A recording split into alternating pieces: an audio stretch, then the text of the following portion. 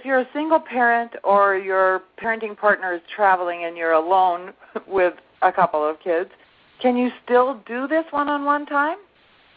Yes, and I really recommend to parents to create a schedule, and that's important for a couple of reasons. First, when you have a schedule, so for instance, if you have 2 kids or 3 kids, one knows that he gets one-on-one time with you maybe 10 minutes before dinner. The other one gets 10 minutes after dinner.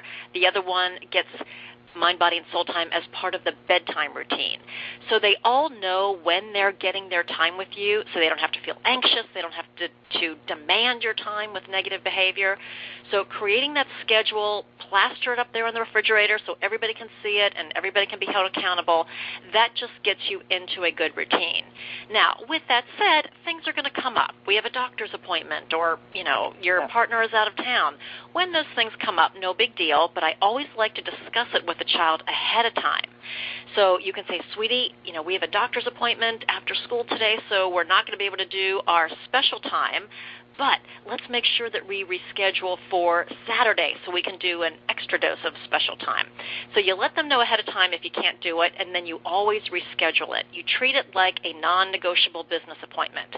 I wouldn't just not show up for this webinar today.